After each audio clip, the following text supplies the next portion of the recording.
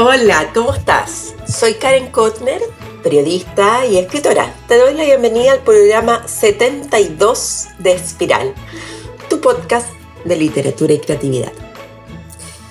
El entrevistado este mes es Federico Falco, un escritor argentino al que descubrí hace unos veranos con su aclamada novela Los Llanos.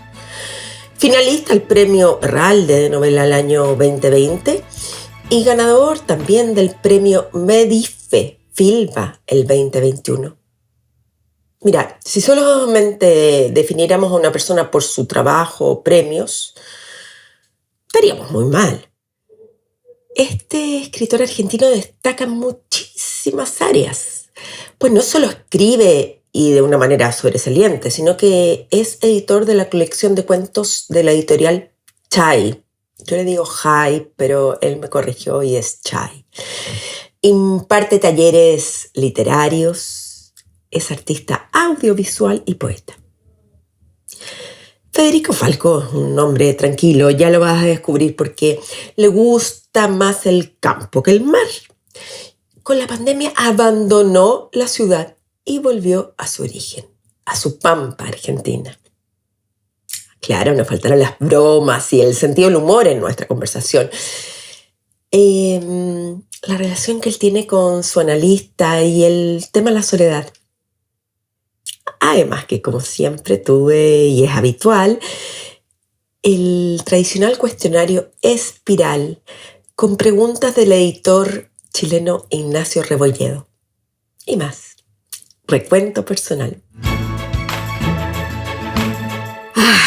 Sí, lo más importante y fundamental es que me mejoré del COVID. Sí, me había puesto las 4 vacunas. De todas formas, me vino fuerte, bastante fuerte, nada grave, eso sí, claro, pero estuve una semana completa en cama. Perdí el sentido del olfato. Tuve tos y romaizo. Es decir, fui una digna ejemplar de la peste. Lo bueno es que me cuidaron mucho y pude estar en cama todo lo que no había estado en los últimos meses. En medio del COVID vino una fiesta judía que se llama Shavuot, la que te conté en mi boletín número 65 y que mis suscriptores recibieron el martes pasado. Muchos ignoran cómo recibirlo, tan fácil. En mi página web www.karenconner.com y te suscribes. Anotas tu correo, tu nombre y suficiente. Anoche tuve la última sesión de lectura del libro maravilloso La Guerra y la Paz y fue muy emocionante. Le hemos dedicado 4 sesiones de análisis y si bien a varias de las asistentes, las talleristas, les costó la lectura, creo que el esfuerzo es invaluable. Hasta les di un diploma, digital, pero diploma. Y estuvimos más de 3 horas conversando sobre Tolstoy y su visión de la vida. Mañana parto a la playa. Sí, no te equivocas, estás en lo correcto. Hace poco también me arranqué y me fui con unas amigas a celebrar los 50 años de una. Este fin de semana iré con otras amigas, con un grupo que hemos denominado San Pedro, pero básicamente son mis íntimas amigas de la universidad. De larga data. Bueno, no quiero confesar cuántos años, pero ya te lo puedes imaginar. Es tan bueno tener instancias de goce y de risas. Eso sí, con eso despidió la temporada de arrancadas, digo entre comillas, porque con justa razón me lo están cobrando como sentimientos en mi familia. Lo que me tiene feliz y más feliz es cómo están aumentando los suscriptores al boletín. Cada día veo nuevos amigos y lo mismo está pasando con el cuaderno de escritura. Gracias a Hernán Gómez, Susana Carmona, Juanita Luyupetic, espero haberlo dicho bien, y varios más. Antes de que me olvide, mira, muchos me han preguntado cómo ayudarme. Es tan fácil. Para poder que Espiral llegue a más gente, a más auditores, a nuevas personas lo descubran, ¿cómo lo puedes hacer? Con estrellitas, sí, con estrellitas. Mira, por ejemplo, si lo escuchas en Spotify, ahí hay unas estrellitas. ¿Cómo las encuentras? Mira, vas a la página del podcast en tu aplicación y ahí, al lado de la descripción donde dice Espiral, dice calificar. Y ya.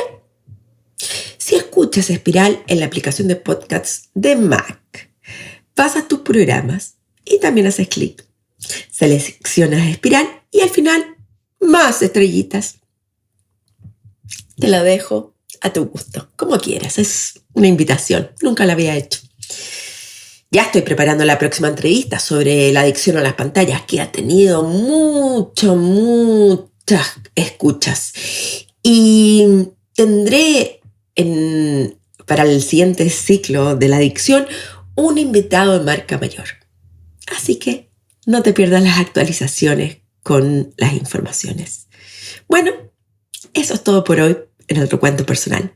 Y te invito a disfrutar junto a mí la conversación que sostuve con Federico Falco. Hola Federico, ¿cómo estás? Hola Karen, muy bien, todo muy contento de estar acá. Yo muy contenta de tenerte. Muy. ¿Qué estoy interrumpiendo? ¿Qué estabas haciendo al minuto de tener que conectarte aquí? Bueno, justo son unos días un poco complicados porque estoy en medio de una mudanza, pero en realidad recién vengo de vacunarme, de tener la cuarta dosis de la vacuna de COVID que tenía turno para esta mañana. ¿Y qué marca de vacuna te tocó? En esta me tocó Moderna. Dicen que uno se puede sentir mal. No sé, a mí ya me pusieron 2 AstraZeneca, una Pfizer y ahora Moderna.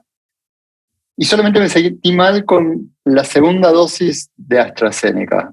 Con todas las otras pasé indemne, pero vamos a ver con esta, qué pasa. Por ahora estoy bien, fue hace un ratito. Justamente hablando de eso del COVID, tú dijiste que en una conversación en el Museo Malva, en el Cuaderno Hispanoamericano, hicieron una entrevista preciosa ahí, que recomiendo leerla. Sí, de Mara Echevarne, una gran entrevistadora, un placer. ¡Oh, qué linda entrevista! Y dijiste que volviste a San Javier, en Córdoba, por el COVID. Uh-huh. ¿Sigues ahí? Sigo acá, sí, estoy viviendo acá. Era una decisión, digamos, siempre quise vivir en las sierras de Córdoba, no tenía muy bien claro el lugar. Antes de la pandemia empecé a venir muy seguido a San Javier porque tengo amigos viviendo acá. Y después de la pandemia, ni bien se levantaron las restricciones y los aislamientos y se dio la posibilidad de viajar, ya me vine y me quedé. De alguna manera la pandemia catalizó la decisión y la terminó de empujar, y fue, bueno, ahora quiero vivir acá. Y ahora en la semana próxima viajo a Buenos Aires a terminar de traer todas las cosas y ya a instalarme definitivamente acá. Cuando comenzamos dijiste que estabas en una mudanza, no que estás en la mudanza de aquí en San Javier de una casa a otra, sino que de Buenos Aires a San Javier. ¿Esa es la mudanza? Esa es la mudanza, eso es lo que estoy es la semana que viene, todavía falta un poco, estamos en proceso de organización. De todas maneras, en San Javier es bastante difícil conseguir casas de alquiler permanente, porque como es un pueblo turístico, en general las casas se alquilan mucho en temporada a turistas y a otros precios. Entonces este último año y medio, 2 años, han sido bastante de mudanzas cada 3 meses, de ir surfeando de casas en casas. En algunos casos casas prestadas, casas de amigos, casas alquiladas por un tiempo. ¿Estás escribiendo sobre lo que es mudarse o no? La gran pregunta. Qué buen tema. No estoy escribiendo sobre mudarse, no. Estoy escribiendo sobre otros temas sobre vivir acá, sobre el paisaje, sobre algunos proyectos que tenía empezado de antes, pero mudarse no es algo que me altere demasiado ni me parezca demasiado interesante como para sentarme a escribir. De alguna manera estoy acostumbrado a mudarme. Entonces, no lo he vuelto tema. Tal vez ahora puede ser que a partir de tu comentario, mira, ¿por qué no estoy escribiendo sobre esto? Podría ser como una... Eh, a mí de alguna manera me gusta la vida nómada, entonces estos últimos tiempos fueron bastante de tener la mayoría de mis cosas en el auto y eso, como siempre son pequeñas mudanzas, no mudanzas definitivas, es como tener, bueno, algunas cosas en una casa que pertenece a otra persona, donde vive otra gente. En esta casa en la que estoy ahora, por ejemplo, es de alguien que está de viaje por 3 meses y entonces es tener una mascota ajena a la que le doy de comer, muebles ajenos, vajilla ajena, y yo pongo mis ropas, mis cositas, desocupo algunos estantes de la biblioteca y pongo mis libros. Claro, pero ¿qué haces con tus libros? Porque me imagino que tienes una gran biblioteca, pero entonces, en este afán de movilización...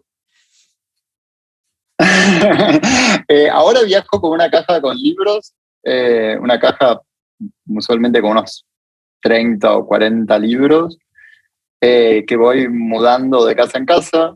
Mi biblioteca está en Buenos Aires, la semana que viene va a ser embalada y va a ser traída allá a San Javier a una casa de alquiler definitivo o permanente que conseguí. Pero sí, viajo con una caja con libros y cada vez que voy a Buenos Aires renuevo, dejo los que ya leí, cargo libros nuevos.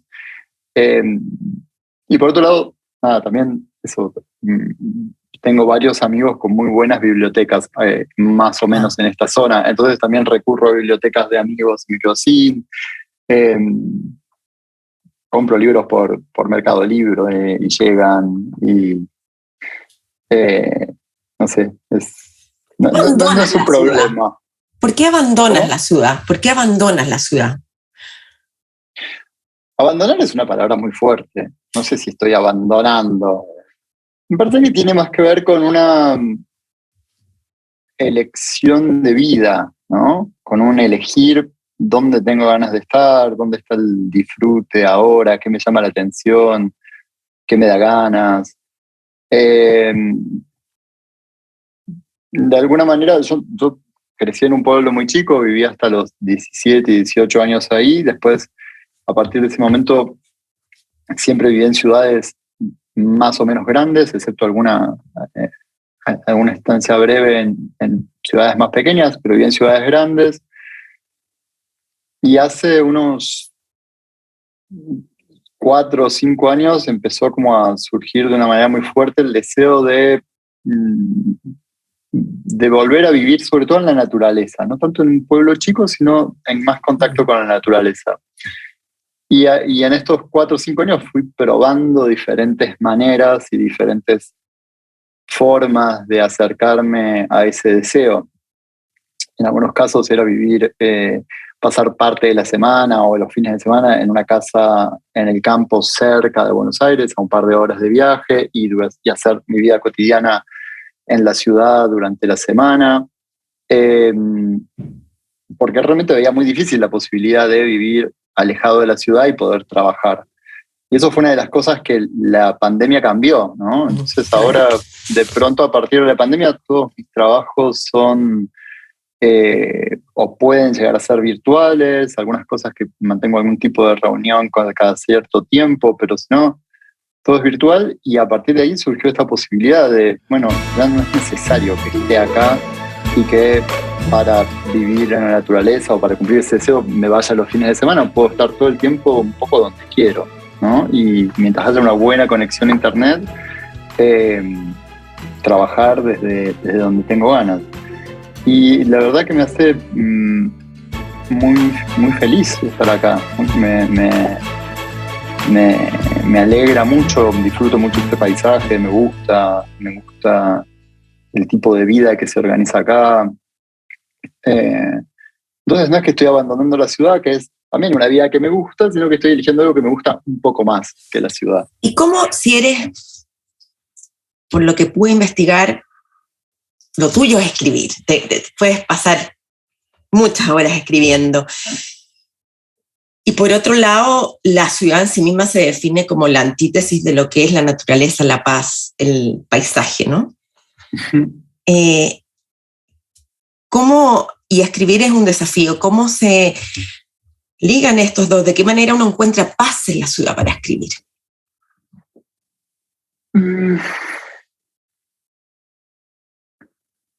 Me parece que la ciudad puede ser muchas cosas, ¿no? El desafío de la ciudad creo que sobre todo tiene que ver con la cantidad de estímulos permanentes y la continua propuesta de algo para hacer. Siempre hay algo para hacer, por lo menos en Buenos Aires. Siempre hay una película para ir a ver al cine, siempre hay una obra de teatro para ir, siempre hay un grupo de amigos con los que juntarse, una salida a algún lugar, un restaurante al que ir a cenar. En ese caso, me parece que también es aprender a darle espacio a la escritura, ¿no? En mi caso en particular, cuando estaba terminando mis 20 y estaba a punto de cumplir 30 años, en un momento fue como una decisión muy fuerte, esta sensación de no tengo tiempo para escribir o no me termino de hacer el tiempo para escribir, un poco por trabajo, pero un poco también porque cuando tengo tiempo lo ocupo en otras cosas. Y a partir de ese momento decidí que todas las mañanas iban a estar libres y que iban a ser para escribir. Entonces, hace mucho tiempo que en general solamente tomo compromisos laborales o del tipo que sea después del mediodía y que las mañanas son para mí y son para la escritura. O sea, porque ahora estamos teniendo esta conversación justamente a la 1 de la tarde tuya. Exacto, sí. Ahora hay una realidad que está un poco cambiando en este momento porque ahora vivo en un pueblo pequeño donde muchas cosas solamente se pueden hacer a la mañana. Es decir, esta mañana tenía que ir sí o sí a la ferretería y había que ir, bueno, a las 8. Entonces, hay algo ahí que tengo que renegociar con mi rutina de escritura y estoy empezando a ver si puedo escribir a la tarde. Estoy buscando espacios, porque es cierto también que en la ciudad hay mucho más variedad horaria y hay como mucha más disponibilidad. En el pueblo de 12:30, 1 a las 5 de la tarde está todo cerrado, no se puede hacer nada, que es como usualmente el horario en que yo empiezo a hacer cosas. Es como, yo me levanto muy temprano todos los días, a 6:30, 7. En mi vida anterior me sentaba a escribir o me iba a buscar un café, desayunaba y me sentaba a escribir hasta aproximadamente las 12 del mediodía. Y limitar espacios de escritura, ¿sí? Como tener muy claro que hay ciertos horarios del día o ciertos momentos en la semana que son para escribir y que son para estar en estado de escritura. A veces después eso no sucede, ¿no? A veces tengo la mañana libre y estoy sentado frente al teclado y odio todo el mundo, odio el teclado, odio el archivo, y no escribo y leo, me pongo a hacer otras cosas, pero también me parece importante sostener ese espacio aunque no esté funcionando, ¿no? Sostener el espacio incluso por encima de la ansiedad y de la incertidumbre y quedarse ahí y ver qué pasa. Qué lindo. Porque en algún momento empieza a funcionar. Oye, pero qué lindo dijiste eso, ese estado de escritura. Para alguien que no escribe, ¿qué significaría eso si pudieras contarnos lo que implica un estado de escritura? Para mí es como un cierto, por un lado, acomodar el cuerpo, prestarle atención a ciertas cosas, pero también tiene algo como de momento de espera, ¿no? Uno no siempre está escribiendo. Hay días en que de pronto retomas un párrafo y todo fluye y ni siquiera te detenés a pensar y todo es placer y disfruta en la escritura y seguís escribiendo.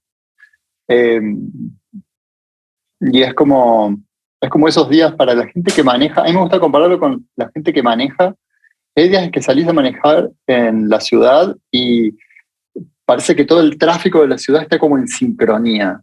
¿no? Y que todos se mueven, los ciclistas y los motociclistas y los autos, y van todos como en una especie de gran movimiento, como esto de los pájaros migratorios que van formando dibujos. No sabes por qué, pero hay como una especie de telepatía entre conductores y todo fluye. Hay momentos en que la escritura es un poco así, y hay momentos en la escritura en que salís y es como un día de gran embotellamiento y un tráfico caótico, autos estacionados en doble y en tercera fila, y no avanzás hacia ningún lado, y tenés que dar vueltas, y no encontrás lugar para estacionar. Pero que también eso es estado de escritura. Es estar, y a veces es eso, es estar un poco a la espera, un poco eso, aguantando la incertidumbre o atravesando la incertidumbre, un poco reconociendo la propia ansiedad y tratando de no darle tanta importancia y esperando, probando una palabrita, probar otra, notas algo, lo dejás, no sabes.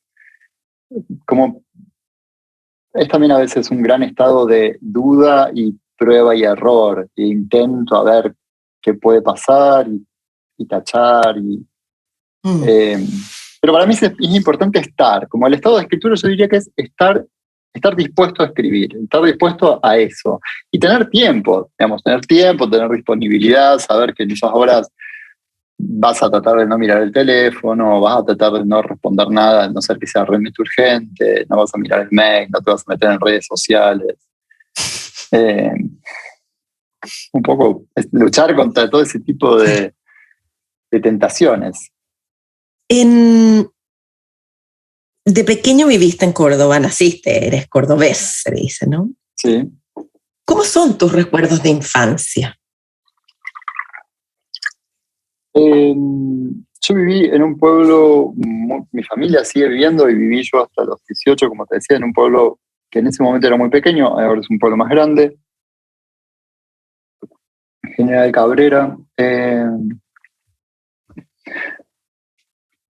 No sé, recuerdos de infancia, recuerdo bastante mi infancia, entonces también es como, son extensos en principio, y recuerdo muchas cosas, pero en general es de lunes a viernes, hay una vida un poco más estructurada en base a los ritmos escolares. Iba a clase durante las mañanas, usualmente hacía deberes y ese tipo de cosas, o mandados, y a la tarde iba a la escuela. Y los fines de semana usualmente me iba con mis abuelos vivían en el campo, entonces yo siempre me gustó mucho pasar tiempo con ellos. Y usualmente me iba los fines de semana, del viernes al domingo a la noche o al lunes a la mañana, me iba al campo con ellos y un poco era como ese habitar ese doble mundo, tener como una vida más pueblerina y de amigos y de banditas que salen en bicicleta. ¿Pero fue una infancia feliz? ¿Fue una infancia feliz? ¿Fue una infancia feliz? Sí. Qué difícil definir la felicidad, no sé, también esa idea de qué es lo feliz.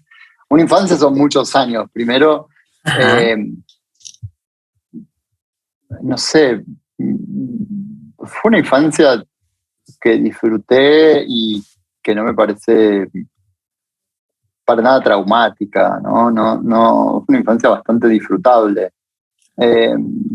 No sé la idea de feliz. Siempre me parece una palabra complicada, feliz. Muy absoluta, quizás. Muy absoluta, y por momentos sí, por supuesto hubo momentos de felicidad y de alegría, también hubo momentos de, no sé, de temor o de angustia, como un poco nos pasa siempre en la vida, nada más que siendo un niño. Claro, pero no es que tuviste... porque hay personas no fue una infancia traumática. Exacto. No fue una infancia para nada traumática, fue una infancia bastante normal. Con sus cosas más lindas y sus cosas más complejas, pero sí, como una infancia de pueblo y bastante normal. En esta misma entrevista que te hizo esta chica, Magali Echevarne, ella rescató una cita, y la voy a citar a ella, valga la redundancia, sobre tu abuelo. Cuando era chico, él es del Mar del Plata, su abuelo los llevaba a él y a sus primos hasta la playa y les decía, miren el horizonte. Pero miento muy bien. ¿Qué ven? Cada uno iba diciendo algo. Es inmenso, enorme. ¿Qué más? Infinito. Bueno, respondía la abuela. ¿Ven los chiquititos que somos? Ningún problema es tan grande. Sí, esa es en realidad una cita, es del abuelo de un librero, al que Magalí, un amigo de Maga, no es de mi abuelo. Yo entendí mal, yo entendí lo que quise creer. Me parece que Magalí me comentaba que había estado con un librero y el librero le había dicho que me iba a entrevistar y el librero le contó esta cita, le contó esta anécdota con su abuelo. Que me pareció bellísima, me pareció sumamente hermosa, y que a su vez un poco habla de esa idea que también sucede en La Pampa, en la llanura argentina, bueno, una especie de tener que poner las cosas en escala, ¿no? Frente a esa inmensidad. Pero mi experiencia con el mar fue una experiencia mucho más de lejanía, ¿no? No, mis vacaciones en general no eran marítimas. Mis vacaciones eran casi siempre en las sierras de Córdoba. Alguna vez nos fuimos de vacaciones con mi familia al mar, pero casi siempre vacacionábamos en la montaña. Por una cuestión de cercanía también. Mis padres viven a 3 horas y media de donde yo estoy ahora. Entonces, y hay sierras mucho más cerca de casa, a 1 hora y media, 2 horas. Entonces, en general mis vacaciones infantiles y de la adolescencia siempre fueron en las sierras de Córdoba, y tengo una relación muy extraña con el mar. No nos llevamos tan bien. ¿Con el mar o con el agua? Que son cosas distintas. No, con el mar. Para mí la idea de verano es estar en un río de montaña, en las piedras, y zambullirse en una olla en la que tal vez no se ve la profundidad, y seguir, dejarse llevar por la correntada, que por momentos es más mansa y por momentos tiene rápidos. Todo ese tipo de cosas, y en general con un agua muy cristalina y donde a medida que se hace profunda se va perdiendo la visibilidad, pero en general ves y abrís los ojos y ves mojarritas y ves las piedras cubiertas de musgo. Todo ese tipo para mí la idea de vacación acuática tiene que ver con eso. Y en general con el mar tengo una especie de respeto hacia lo desconocido. Me parece que me da un poco de miedo, hay como una especie de violencia en el oleaje, esta especie de mito de que la corriente te saca o te mete. Soy como bastante respetuoso cada vez que voy al mar. No es que no lo disfruto, pero siempre hay como una leve sospecha respecto al mar. Ahora me acuerdo que no me pasa con los ríos. Con los ríos. No sé si leíste a Federico Goldman.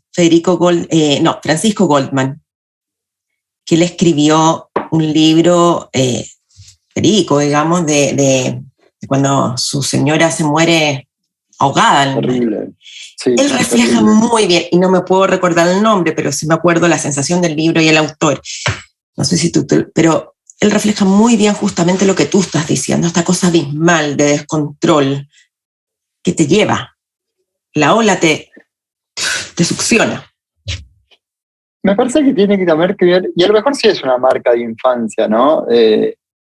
Hay un montón de ríos de montaña, y que a veces pueden ser muy peligrosos. Las crecientes suelen ser terribles, o pueden tener lugares de cierto... Así como hay mares y playas marítimas que son muy peligrosas y otras que no lo son, o que pueden ser peligrosas en determinados momentos. Me parece que tiene que ver un poco con la experiencia de cada uno respecto a ese paisaje. Para mí el paisaje de la montaña es como un paisaje que yo siento de chico, en el que siento que me puedo mover con tranquilidad y sin temor. Pero porque también pasé toda mi infancia en las montañas, vacacionando en las montañas. Si de pronto todas mis vacaciones hubieran sido frente al mar, tendría 1000 experiencias más de registro de qué es una ola y qué hacer cuando la corrientada te lleva y te trae. En mi caso en particular, creo que es más desconocimiento, es como una especie de respeto que viene del desconocimiento del temor. Si de pronto, por alguna razón X, tuviera que vivir 2 años frente al mar y todos los días estuviera metiéndome a nadar al mar, a aguas abiertas y saliendo, bueno, en algún momento perdés el miedo, ya está, te acostumbras, vas a hacer tu cotidianeidad. ¿Sí? Creo que la posibilidad del peligro existe en todos lados, siempre, y que uno a veces hay paisajes con los que se relaciona un poco más desde un lugar de más tranquilidad o más afinidad, simplemente por experiencia y por conocerlos. Vamos un poco al tema que te tienen que preguntar en todas las entrevistas. ¿Qué representa para ti el campo en la novela, en los llanos?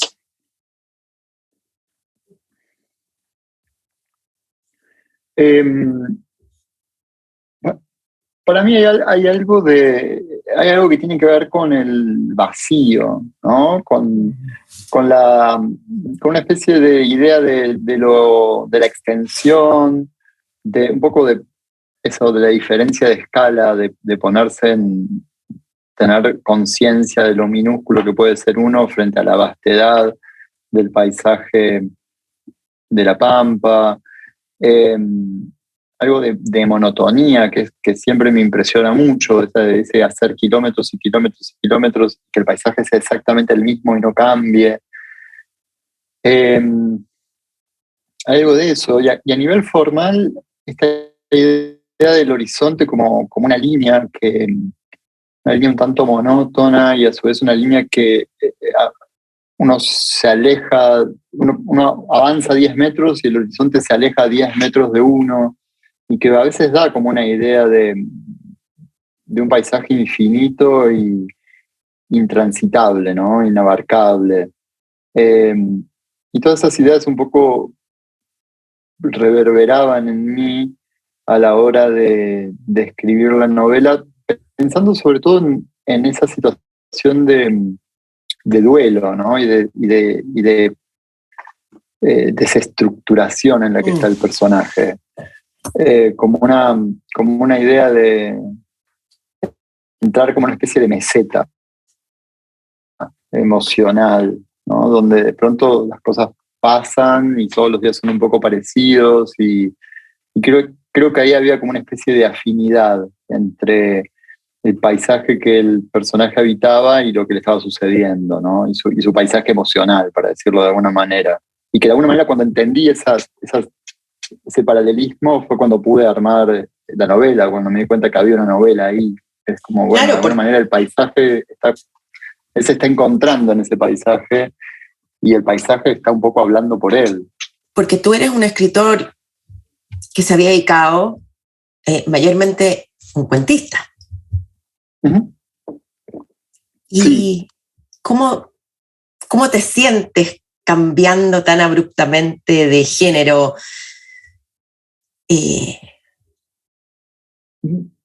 No fue... Con tal nivel de reconocimiento, además. Una novela impactante.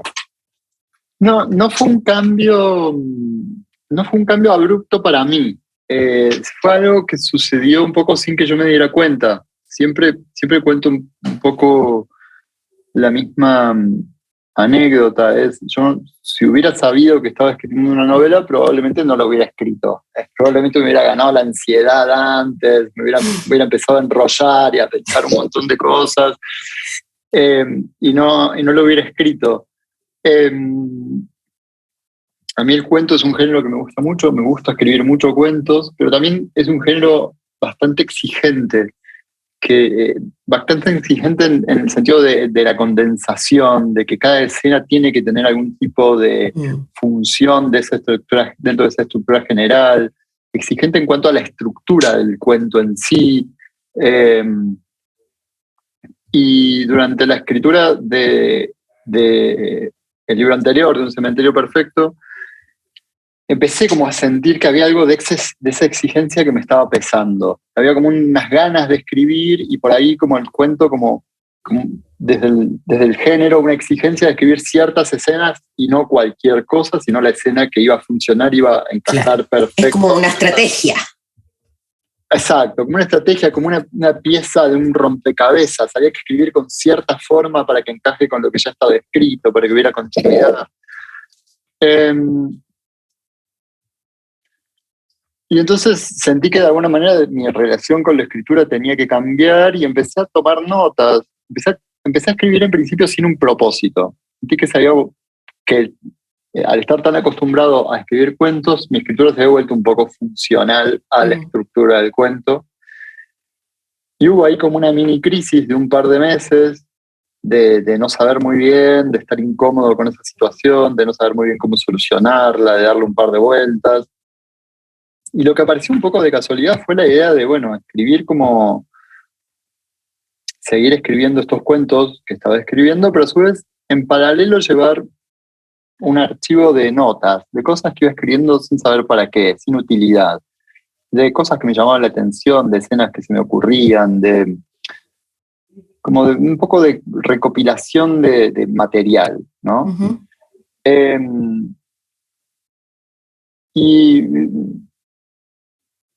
Y la novela mucho tiempo después terminó surgiendo de eso, ¿no? De esa recopilación de material. Terminé, El Cementerio Perfecto se terminó, se publicó, yo seguí con estas notas, empecé a escribir otros cuentos. En paralelo empecé a tomar notas de la huerta, y empecé a tomar notas de ciertas cosas que iban sucediendo a mi alrededor y que iba viendo. Eh, y, y empecé a disfrutar mucho de esta situación de estar tomando notas, ¿no? De estar como como una especie de atención especial a lo que sucedía alrededor.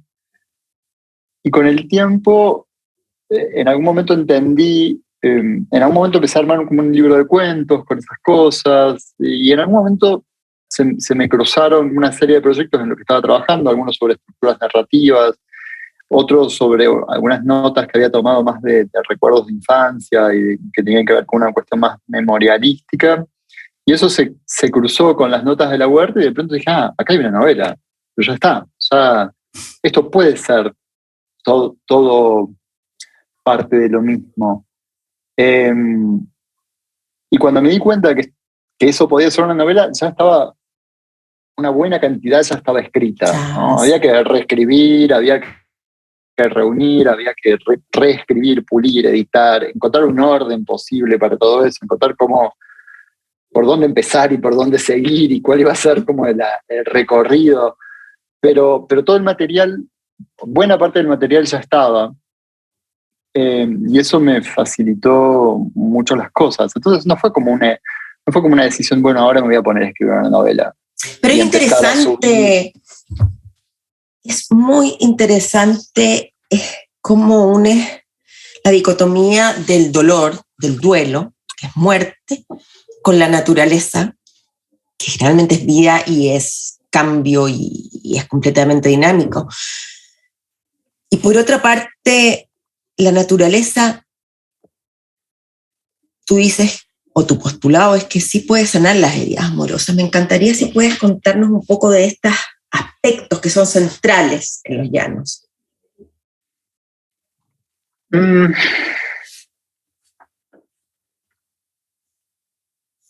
Hay algo de la...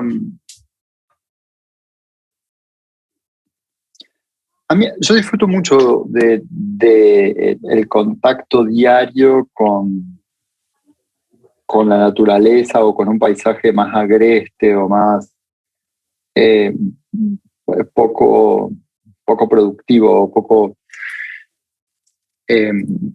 alterado por el hombre. Pero no sé si estoy de acuerdo con que ese espacio es un espacio más idílico, más armónico, ¿no?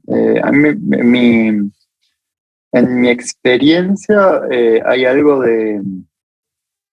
de vivir en la naturaleza que te obliga a endurecerte todo el tiempo y a enfrentarte no necesariamente con esa cosa más vital y de eros, sino también a enfrentarte muchas veces con lo tanático a diario, ¿no? Que en la novela por ahí son cosas más simples, como, no sé, las hormigas que se comen los rabanitos o las acelgas o los pájaros o las gallinas que van muriendo a causa de diferentes atacantes, pero también hay algo del vivir en la naturaleza que obliga, no sé, por ejemplo, viviendo acá, yo creo que una vez por semana me entero de alguien al que se le murió una mascota. Muchas veces porque una yarará le picó el gato, porque picó el perro, o porque un vecino le envenenó el perro porque mataba a las gallinas, o porque, no sé, se perdió. Me parece que hay algo como de convivir con la muerte todo el tiempo en la naturaleza, y que eso, y que paradójicamente al protagonista de Los Llanos eso le sirve para entender y para poner en escala su propio dolor, ¿no? Como para entender que también hay ciertos aspectos más angustiantes o difíciles o dolorosos que forman parte de la vida y que son así, y hay que hacerle espacio y estar ahí también, y atravesarlos. Yo creo que de alguna manera un poco lo que o por lo menos la intención que yo tenía en ese momento era también que apareciera la naturaleza como un lugar, sí, de refugio, al cual él va a lamerse las heridas de aislamiento, de soledad, pero también como de un lugar de endurecerse, ¿no? Ustedes los chinos creo que dicen sacar piel de chancho, sacar cuero de chancho, que me parece siempre una muy buena expresión. Y creo que un poco lo que pasa con el protagonista a lo largo de la novela es eso. Por un lado es este contacto cotidiano con la tierra y en el trabajo en la huerta, le saca cuero de chancho, y por otro lado aparece la escritura como una posibilidad de encontrar un cierto alivio, ¿no? Un alivio no por fuera de la angustia, sino un alivio que le hace lugar a la angustia y que le permite ser, y que es simplemente tomando notas, acomodando una palabra detrás de otra, haciendo algo, en ese hacer, ¿no? Que para el protagonista y para mí siempre tiene que ver con la escritura, tal vez, porque es lo que disfruto, pero que podría ser cualquier otra cosa. Creo que a su vez el hacer literario tiene algo, el hacer de la escritura tiene algo que es interesante en el sentido de que siempre prefigura un otro. Es un hacer en soledad, pero que de alguna manera siempre hay un otro del otro lado, ¿no? Hay un otro imaginado.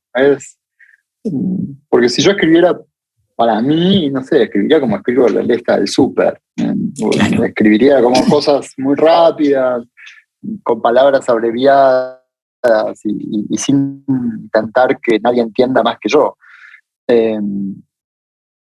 Pero cuando uno está escribiendo, escribe prestando atención al ritmo, a la cadencia, cierta belleza, elige ciertas palabras porque le parece que van a ser más lindas o disfrutables o armónicas, elige un cierto ritmo en la oración, elige decir las cosas de una manera y de otra.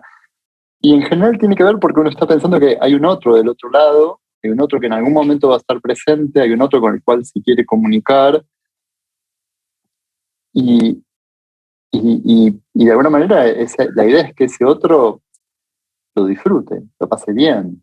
Entonces también me gusta ese hacer que es un poco en soledad, pero también en un vínculo con una posible comunidad invisible en ese momento, futura, pero que está ahí.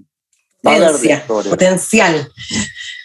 Un otro potencial que uno sabe que va a estar diferido, ¿no? En el tiempo, en el espacio. No sabemos cuándo alguien va a leer, no sabemos cuándo ese libro va a caer en las manos de alguien, cuándo va a ser leído, cuándo va a ser publicado, dónde va a ser publicado, dónde va a circular. Pero está como por lo menos el deseo de que eso se haga público y llegue a manos de otros. Viviste, yo leí este libro en un pequeño pueblo del sur, en la Patagonia chilena, me acuerdo que me generó, se me removió todo por la estructura, por el lenguaje, por las descripciones, por la propuesta literaria, por el dolor del personaje, por el desgarro. Como, ¿has vivido un duelo de tal magnitud? Porque este es un duelo profundo y sincero, pero... Y eso es lo que uno se pregunta. Es la eterna pregunta, ¿no? Si los escritores tienen que vivir o no tal nivel de suceso, sea el que sea, para poder transmitirlo.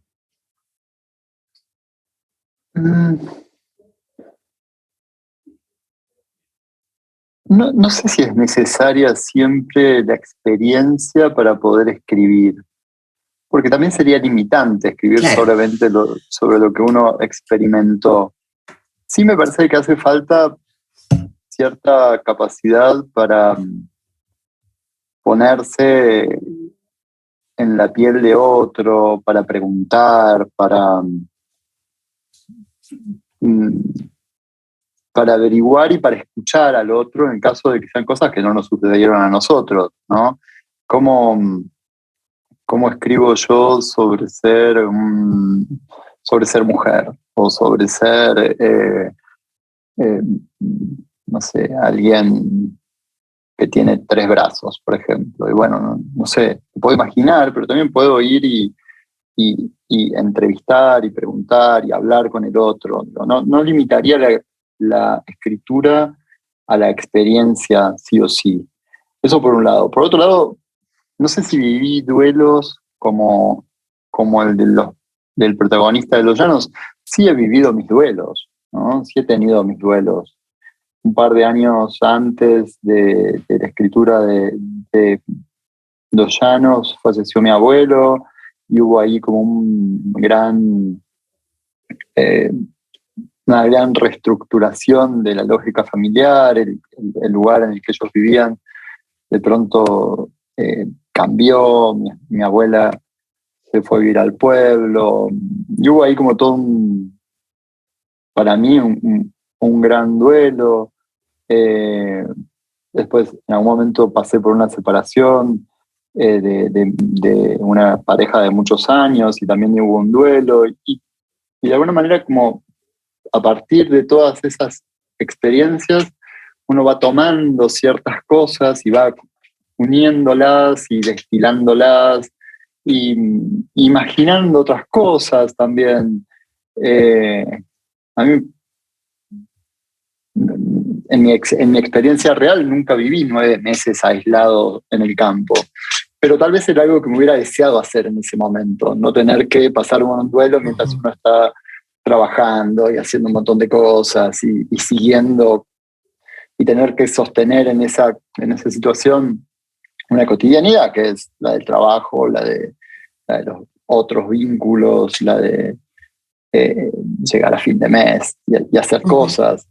En ese sentido, mi experiencia es diferente a la experiencia del protagonista, pero bueno, hay como siempre, me parece que eso sí pasa a la hora de la escritura, o suele pasar, por lo menos a mí suele pasarme, que es en algunas cosas tomo ciertas cuestiones que vienen de mi propia experiencia, las combino, las mezclo, y en otras zonas tomo cosas que escucho, que veo en otros, que me llaman mucho la atención, y a partir un poco de ir combinando todo eso, aparece la materia prima de la escritura, ¿no? En mi caso, a su vez, a mí me interesa mucho siempre pensar, digamos, como me intriga mucho cómo será tener otra vida. Como una pregunta con la que me enfrento casi a diario. ¿Cómo será tener otra vida? ¿Cómo será vivir? No sé, pero siempre creo que tal vez estoy exagerando un poco, pero como mínimo, no sé si a diario, pero 2 o 3 veces por semana me cruzo con alguien que me deja pensando en cómo será tener esta vida. ¿Cómo será hacer esto todo el tiempo? Ahora estoy un poco obsesionado con estos radomantes que buscan agua con varitas de sauce o de mora y que van caminando y van como escuchando lo que sucede 40, 50, 100 metros bajo tierra y dicen por acá corre una corriente, por acá corre una napa y por acá no, y acá tiene cierto caudal. Y me preguntas, ¿cómo? Hace poco conocí a uno de estos redomantes que a su vez es comisario, es decir, es policía y en sus horas libres o en los días que tiene franco, que son los miércoles, sale al campo a trabajar, de buscar agua, ¿no? Era ¿cómo será ser comisario en una ciudad pequeña de provincia y a su vez tener la capacidad de ser alguien que socialmente aceptado? Es como tiene el don de escuchar por dónde corre el agua bajo la superficie terrestre. No sé, me parece fascinante. ¿Cómo será tener esa vida? Y ya esa pregunta me ponen, es por supuesto una pregunta que no puedo responder más allá de tratar de pasar tiempo con esta gente, observarlos, preguntarle cosas, imaginar cosas. ¿Sabes? Hablaba con él y me decía, no, tengo 3 hijos, pero mis hijos varones no tienen el don, pero mi hija sí tiene el don.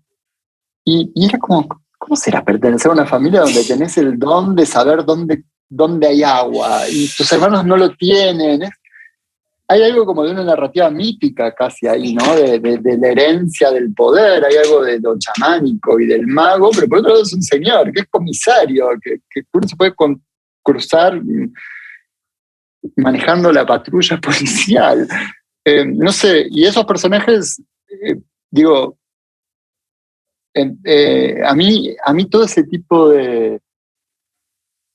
En general son cosas que me generan mucha curiosidad y que me ponen siempre ante la pregunta, ¿cómo será tener otra vida? ¿Cómo será tener esa vida? ¿Cómo será criarse en esa familia? Por un lado eso un poco te pone frente a los propios límites, porque bueno, uno tiene una vida y no puede tener 1000, pero en la escritura creo que aparece la posibilidad de escuchar al otro, ponerse en lugar del otro, imaginarse cómo es ser otro, imaginarse cómo es vivir desde ese otro lugar, con esa otra mirada, con ese otro tipo de creencias y de valores. Y siempre me parece algo muy, muy sí, asombroso. Volviendo a los llanos, dime, volviendo a los llanos, ¿cómo elegiste qué leer vinculado en las descripciones, la naturaleza? ¿Tuviste libros de cabecera para este proyecto o no? ¿O te dejaste ir? No, también porque el libro, digamos, como te contaba, una buena parte del libro se escribió sin saber que yo estaba escribiendo un libro. Para mí era tomar notas. Y en algunos casos, en ese proceso que duró varios años y que fue intermitente y con interrupciones, fui leyendo libros que me llamaron mucho la atención y que de alguna manera terminaron apareciendo citados en el libro. Pero en general casi todas las no hablaría de lecturas de cabecera, sino como hubo un momento de ya sobre el final, del armado final de la novela, en que yo sentí que el personaje se enfrentaba como una soledad demasiado grande y que sentí que la posibilidad de las citas, había muy poquitas citas a lo largo del libro, 2 creo, pero sentí que en ese momento aparecía como esa posibilidad del encuentro en la lectura y de la compañía en la lectura, y hubo como un trabajo a posterior de incorporar citas al texto. Y fue un poco bastante entre intuitivo y diría espontáneo. Era como simplemente recordar cosas que me habían gustado mucho, ir a la biblioteca, buscarlas, chequearlas e incorporarlas.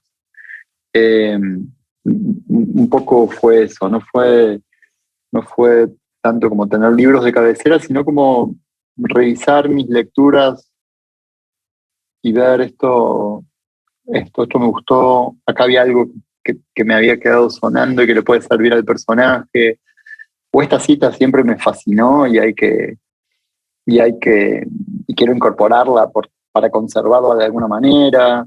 Y en otros casos fueron citas como muy circunstanciales que aparecían como en el mismo armado del libro, si me las cruzaba y era, bueno, esto va para la novela, ¿no? Que también pasa, cuando uno está un poco en estado de escritura, de pronto se empieza a cruzar con cosas que hacen, que te parece que cierran. Empiezas a leer distinto. Exacto. Y mirando con una atención especial. Yo siempre digo que es como cuando uno se quiebra un brazo y sale a caminar por la calle y de pronto toda la gente que ves está quebrada, tiene un yeso, ¿no? Es como, es la misma cantidad de gente que tenía yesos antes, nada más que antes no le prestabas atención. Y ahora como vos estás quebrado y tenés un yeso, te cruzás con alguien que tiene un yeso y decís, hola, ¿qué tal? Sí, somos como los del yeso y hay como una especie de complicidad ahí. Y me parece que como uno está trabajando en un proyecto, pasa un poco eso, tiene como una antena especial, un radar especial que te hace ver cosas que antes tal vez formaban parte de tu cotidianidad y no veías, y las ves bajo esta luz nueva de esto podría ser, acá hay un guiño, acá hay algo que me podría impulsar la escritura hacia adelante o incorporar el texto, o no sé, ese tipo de cosas. Mira, yo cuando llevo una bitácora lectura, escribí varias cosas de Los Llanos y terminé con esto. Es un libro hermoso, hermoso, y que sin tener una línea dramática importante se atreve a narrar en descripciones difíciles. Es un canto a la monotonía y al paso del tiempo, en quiebre el dolor, y cómo no es en vano que sí pasan las estaciones y los frutos brotan. Encontré genial, en el sentido más literal de la palabra, poder unir este paso del tiempo en esta huerta, en esto que es difícil. Las huertas son difíciles. La gente que no ha hecho nunca una huerta no entiende el trabajo que es mantener una huerta sana, que no se te mueran, que broten las cosas, junto con este dolor que te puede embargar y que la huerta te obliga de cierta manera a seguir viviendo. Es un libro que también me hizo preguntarme mucho cómo manejas el vocabulario, porque incorporas una cantidad de palabras que yo nunca había escuchado, que es increíble, increíble. ¿Siempre fuiste bueno con el vocabulario? No sé qué es ser bueno con el vocabulario. Siempre me interesó. ¿Se te dio fácil? No sé si se me da fácil. Paradójicamente yo personalmente, respecto a mí y a mis capacidades, yo siento que escribir no es algo que se me da con tanta facilidad. Siento que hay otras cosas que se me dan con más facilidad. ¿Qué? No sé. No, por ejemplo, mirar, sacar fotos, es algo que hago con naturalidad y sin mucho rollo y sin mucha neurosis, y que me gusta lo que hago y lo disfruto. O sea, por lo tanto la escritura lo haces con rollo y neurosis. Obvio, sí, claro, ¿no? Es imposible escribir sin rollo y sin neurosis. Sí, uno escribe con rollo y con neurosis, si no, no se escribe. No, pero sí creo que en la escritura siempre hay un cierto trabajo para mí. En lo personal, de verdad, me cuesta mucho poner las cosas en palabras. Un poco,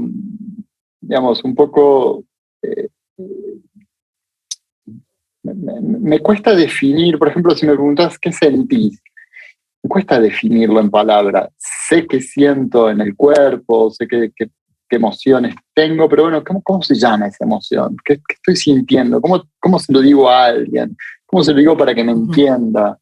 Es algo que en general me cuesta un montón. Hay parte de estas preguntas que vos me haces que un poco las respuestas ya las tengo armadas, claro. Y voy un poco repitiendo las mismas respuestas y ya está. Pero cuando de verdad tengo que sentarme a pensar, intuitivamente tengo la respuesta, sé lo que pienso respecto a eso, la mayor parte de las veces, a veces no sé y tengo que pensarlo. Como lo que se te da fácil. Pero sí me cuesta, pero me cuesta, claro, exacto, pero también me cuesta, si bien sé lo que opino o lo que pienso al respecto, me cuesta ponerlos en palabras, ¿no? mi forma de decirlo es un poco vacilante y con abrir paréntesis, cerrar cosas y tratar de explicarlo y esforzarme un poco de más incluso. Me parece que en general todo lo que sea poner las cosas en palabras, hay un cierto desafío para mí.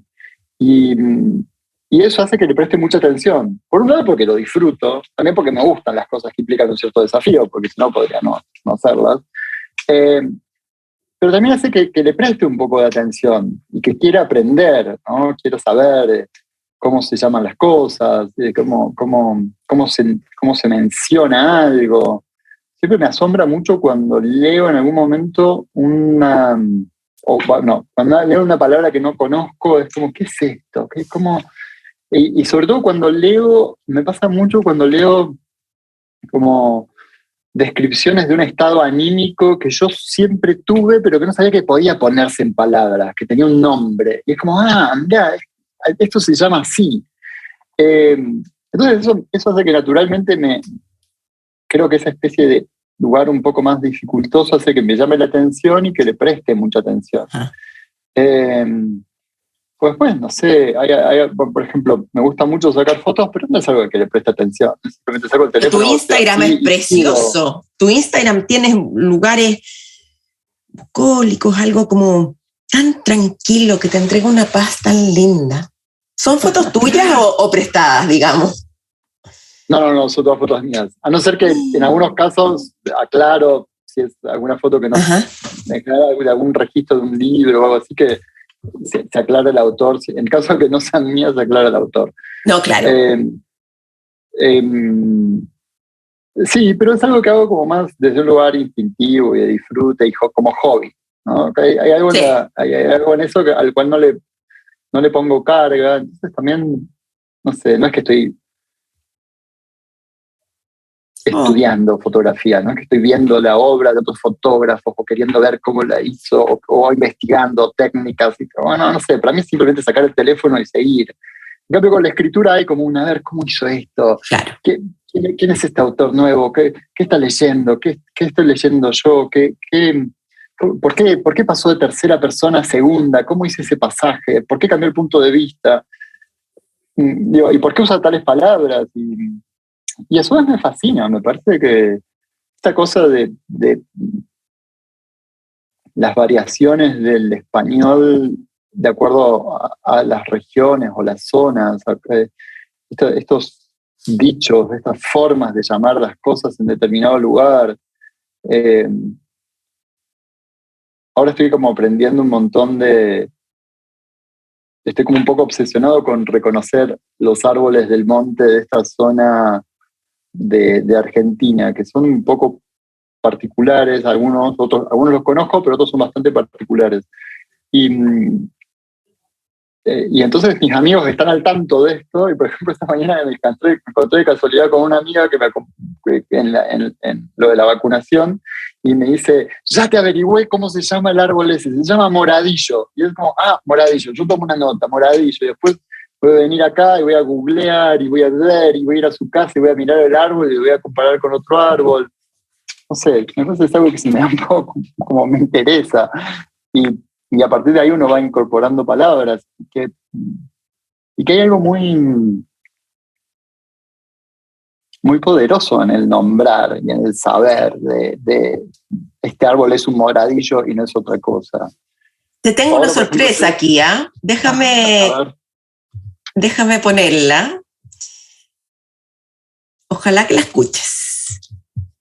Hola Fede, ¿cómo estás? Aquí Nacho de Chile. Antes hace mi pregunta. Muchas gracias a Karen por el espacio e invitación. Y además debo reconocer que esta pregunta la ideé con Gerardo Jara, así que es una pregunta un poco coral para ti. Los Llanos, tu novela, es un diario donde se escribe una aproximación a ese espacio y lo empiezas a explorar y a significar. Ahora que habitas, que vives este llano, ha ganado un premio y ha ganado más ojos en esa exploración, ¿tiene para ti este lugar un nuevo significado? ¿Qué presenta ahora Los Llanos? Y también quiero preguntar si podrías volver a escribir sobre este lugar y cómo lo harías con el Fede que ya no es el que escribió esta novela. Eso, un besote grande y Felicidades. Ay, qué lindo. Bueno, muchos saludos a Nacho, qué lindo escucharlo. Eh, a ver, no sé si cambió. Es raro cuando uno escribe, digamos, mi relación con el paisaje un poco, con el paisaje de la llanura sigue siendo un poco la misma. Es un paisaje que ya no habito también, ¿no? Y me parece que hay algo tal vez alza para hablar con mi psicoanalista. ¿Y cómo te vas a psicoanalizar? ¿Por Zoom? Me psicoanalizo por Zoom los jueves a la tarde, sí, me tocó ayer. No, pero hay algo, como me parece que justo después de la salida de la novela, un poco por la pandemia también, pero sí realmente cambié de paisaje. Ahora casi toda mi experiencia diaria en la vida post-publicación de Los Llanos tuvo que ver con las montañas y con despertarme y ver montañas. Y sí, tendría que hablarlo con mi psicoanalista, tal vez. Hay un tema ahí. Pero... ¿Te puedo grabar la sesión con el psicoanalista? Porque sería muy interesante. No, ya me parece que sería mucho. No, pero digo, mi relación con la llanura sigue un poco siendo la misma. Mi familia vive ahí, es un lugar al que vuelvo muy seguido, que atravieso cada vez que voy a Buenos Aires o que viajo a visitar a mi familia. Es una relación además que es como una relación fundante, digamos, como mi origen y buena parte de mi vida transcurrió ahí. Entonces,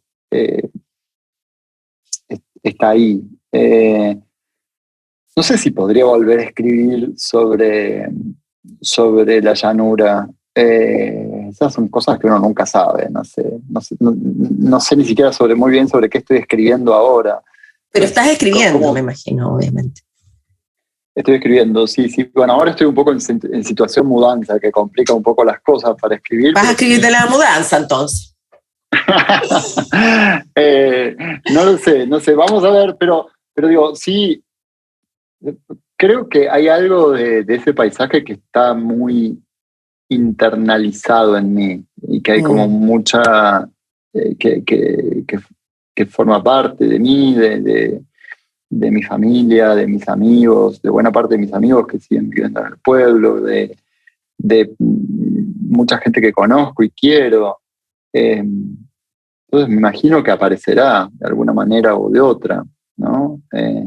Ahora me siento más en este paisaje, de alguna manera, si bien es un paisaje que conozco a partir de mi experiencia más como turista o de vacaciones, me siento un poco extranjero.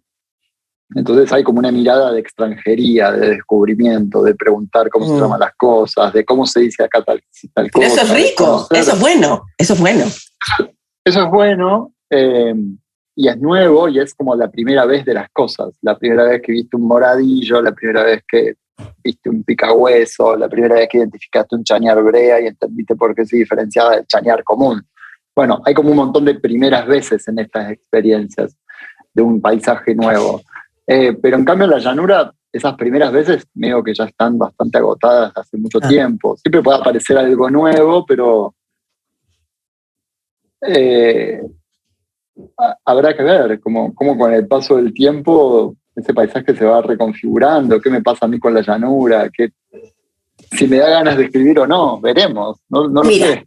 Ahora te tengo otra cosa, que encontré algo que me fascinó. Vamos a ver si sabes de lo que es. Dinámica, donde todos los compañeros podríamos hacer preguntas al autor, las dudas que teníamos. No, o sea, yo me lo imaginaba con pelo largo. En realidad, más viejo, sin lentes. Y cuando lo vi con ojos azules, con lentes, me pareció muy distinto a lo que yo me había imaginado. Por las dudas que ustedes no tengan preguntas, o sea, el profe les obligó a cada uno a hacer una pregunta y saben. Presidente de toda mi vida, primera vez que vemos un escritor cierto famoso tan de cerca, y eso que nosotros estamos ligados al tema literario, muy buenos lectores y todo eso, pero la literatura se ve desde muy lejos y los escritores parece ser que existen, pero que rara vez uno los encuentra a la vuelta de la esquina. Lo conocí ayer y la verdad es que lo encontré una persona muy cercana. Muy fácil entablar diálogo con él, como decía un argentino simpático así. A ver, ¿cómo está? ¿Qué fue esto? No llegué a escuchar muy bien la primera parte y no reconocí muy bien la primera parte. En un segundo momento me pareció que apareció la voz de Gerardo Jara, ¿no? No, pero a ver, yo tengo que decir una cosa. Federico, aquí no estás viendo la imagen y yo sí, entonces yo tengo ventaja, pero esto fue en el 2016, en el marco de la Feria Internacional del Libro en Santiago, que hiciste un viaje al Liceo Hernando Magallanes, al sur de Chile. Exacto, sí, una experiencia hermosa. Sí, no sabía para nada que existía registro de ese. Es muy lindo, te voy a mandar el video, es muy lindo. La felicidad de estos niños, de que efectivamente lo que dicen, bueno, esta niña dice que yo nunca había visto, me lo imaginaba con el pelo largo, no me lo imaginaba con los ojos azules, ni con el anteojo, y después el profesor, que nunca había conocido a un autor importante. Es el profesor el que está hablando. No, confundí las voces. Sí. No, fue un viaje realmente hermoso.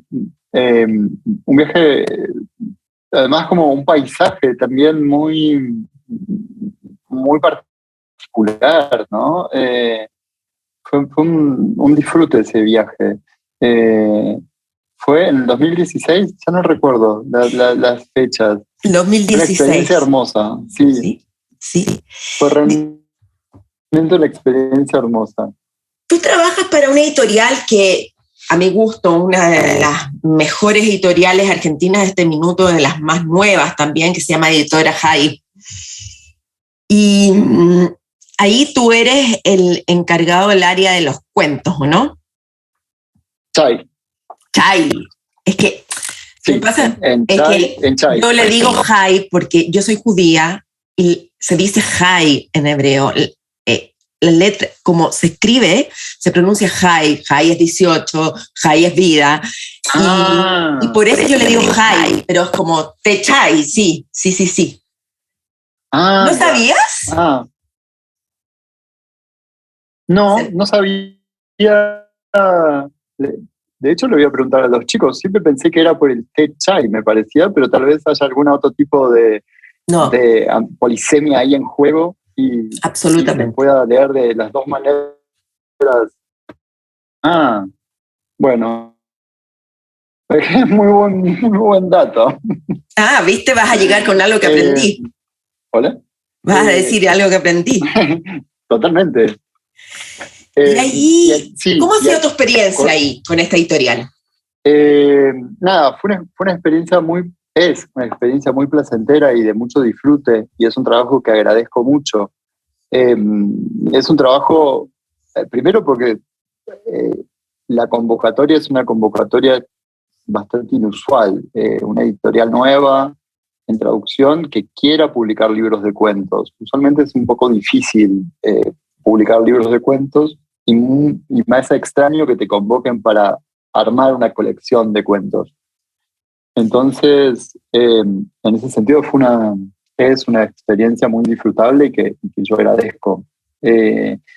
Por otro lado, tanto con Santiago La Rosa como Soledad Urquía, que son los editores de Chai, somos muy amigos. Ellos también viven aquí en Tras la Sierra, nos vemos casi a diario, entonces es una relación muy, muy fluida. Y también es uno de esos trabajos que por momentos uno se olvida que está trabajando, porque son todas cosas muy disfrutables, ¿no? En general, es un trabajo que me pide leer muchos libros de cuentos, que es algo que yo hago usualmente por puro placer y puro disfrute, y me pide comentarlos y charlarlos y y, y pensar si podrían funcionar en español o no, si podrían publicarse o no. Entonces es algo que forma parte muy orgánicamente de mi cotidianeidad. Bueno, aquí te tengo otra sorpresa. Corre el micrófono.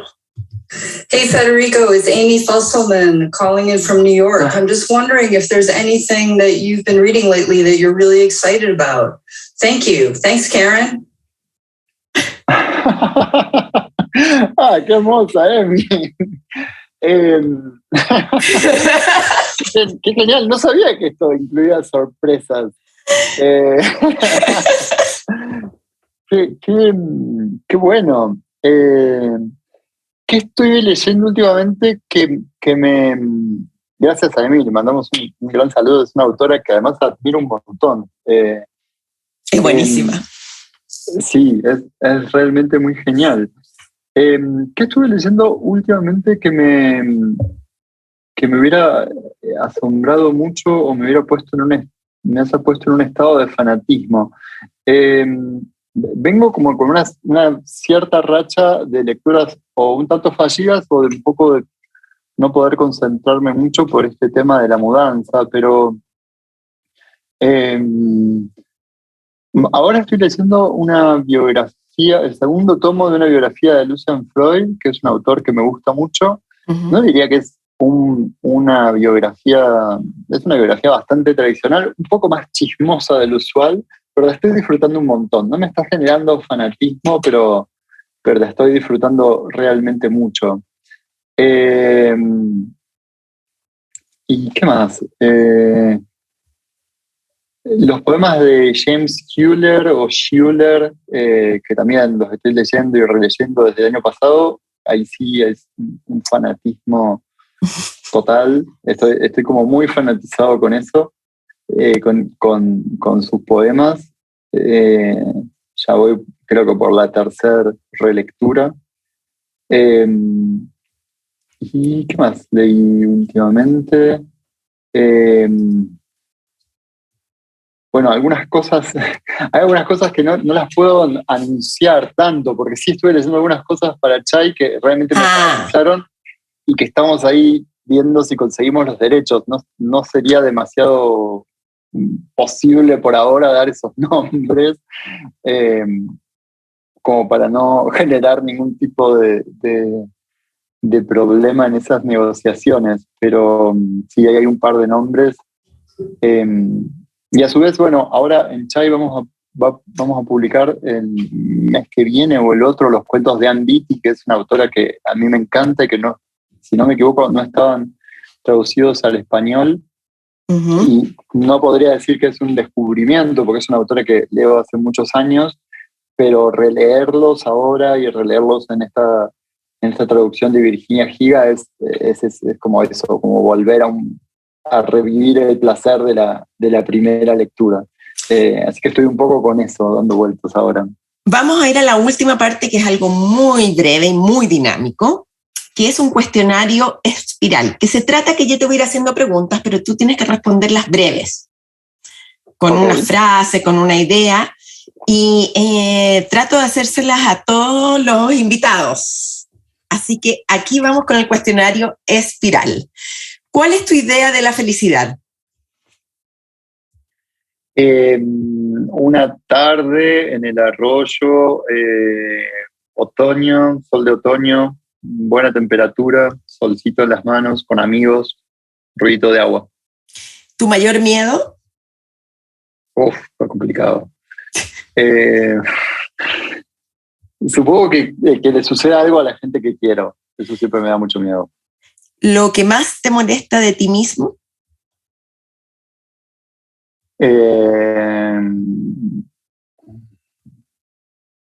Eso es más para hablarlo con mi psicoanalista, Karen. Ok, vamos a tener que llamar. ¿En los demás?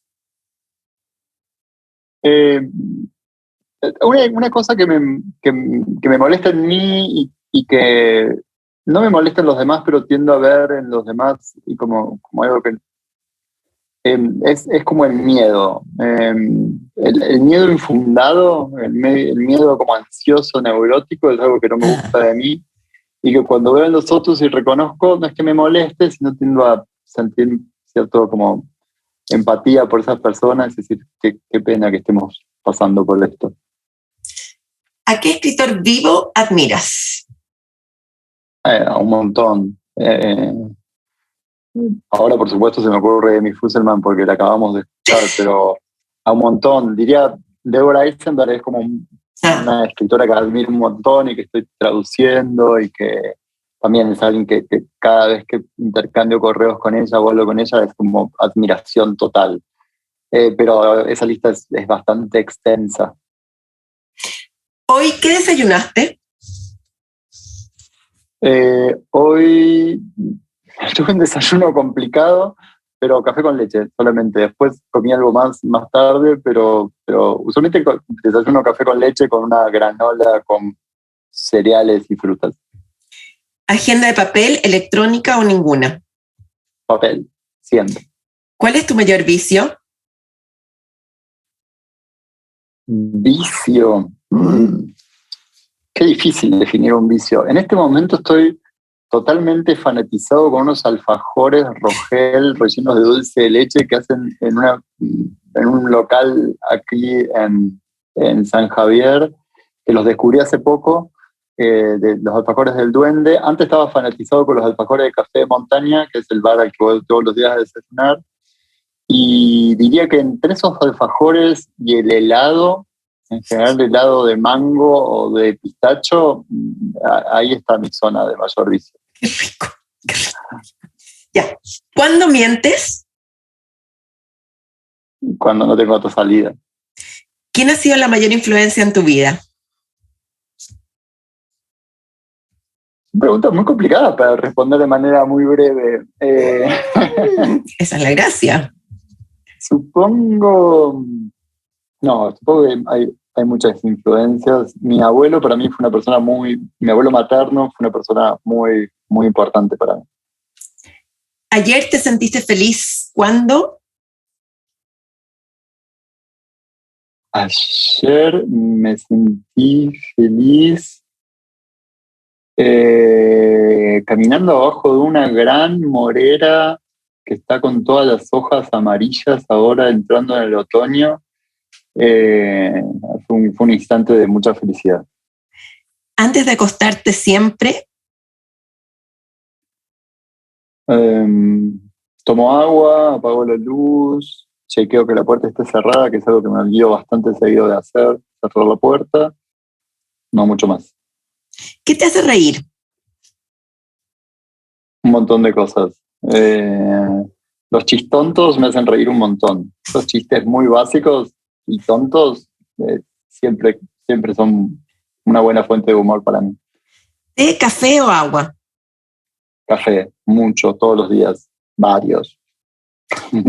¿Azúcar endulzante o nada? Nada. ¿Cerveza, blanco, tinto o champán? No tomo alcohol, muy poquito. Alguna vez un gin tonic, muy de tanto en tanto. Algo de ron a veces, pero en general no tomo alcohol. ¿Instagram, Facebook o Twitter? ¿O TikTok a esta altura? Instagram. ¿Lo que más te inspira?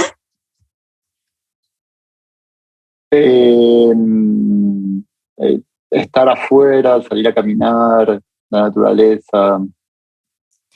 ¿Has sentido odio? Sí, por supuesto. ¿Qué te hace enojar? Uy, también bastante, no sé si tantas cosas, pero en general la gente impuntual me pone muy de mal humor. ¿Selfies? No. ¿Algo extravagante que hayas hecho?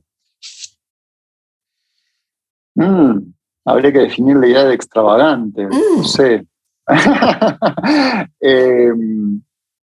No sabría, no sé.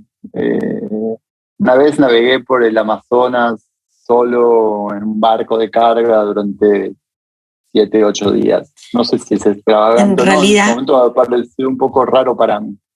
Aventurero sería la palabra correcta. Voy a cambiarlo por aventurero. Soy bastante aventurero, sí. Ya, bien. reconozco. Se dice 99% de trabajo y 1% de inspiración. ¿Qué opinas?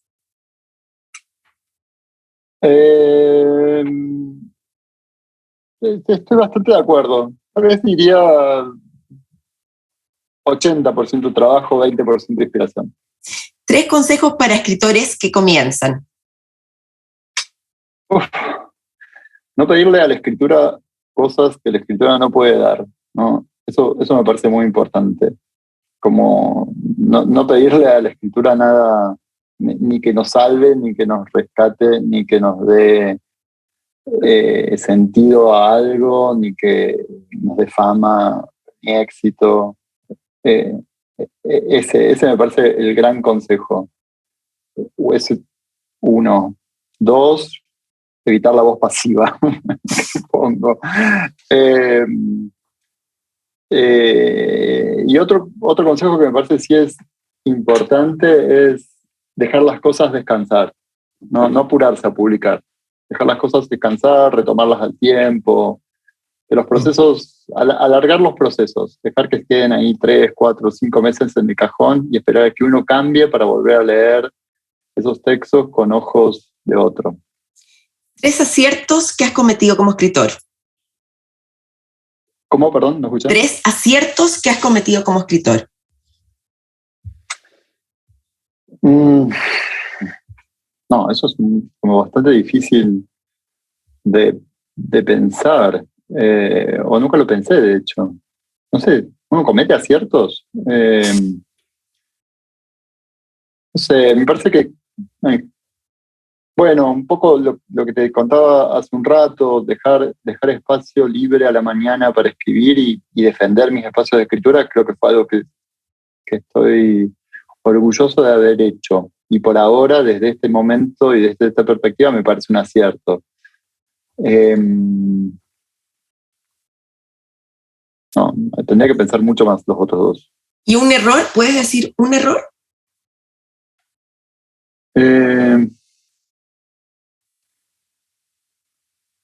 Supongo que, bueno, por momentos pedirle a la escritura más de lo que la escritura podía dar fue un error. Apurarse por ahí con ciertas cosas, un error.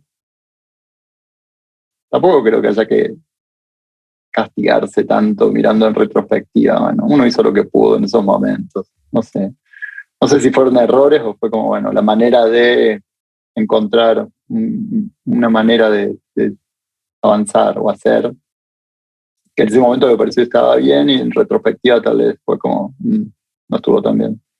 ¿Cómo te relajas?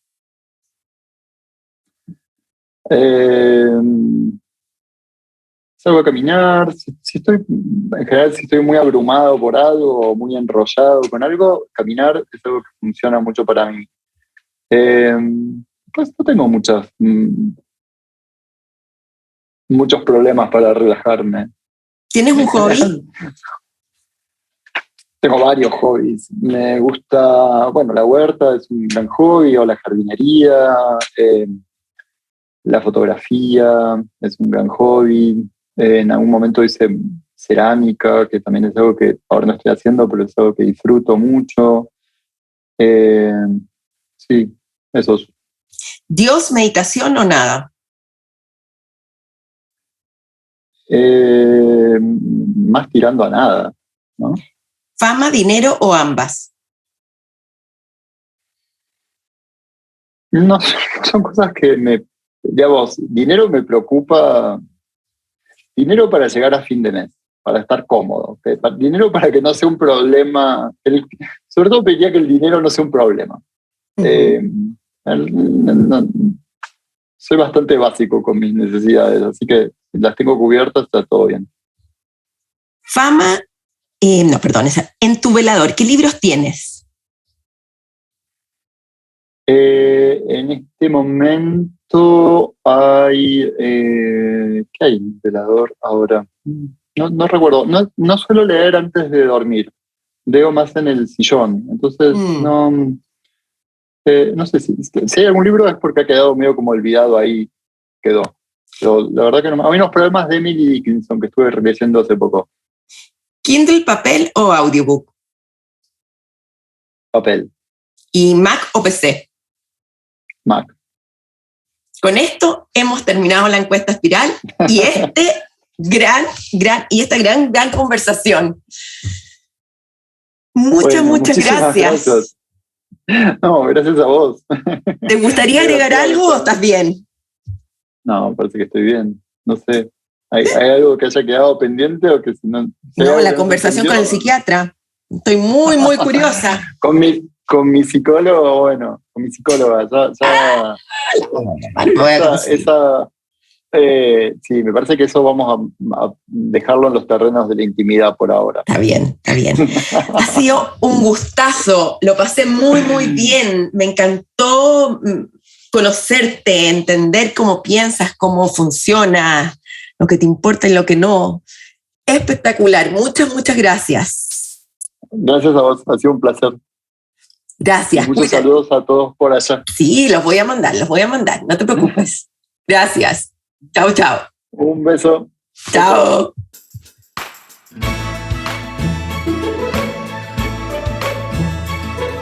Hablamos de cosas bien impactantes: duelo, muerte, ser otro, tener otra vida.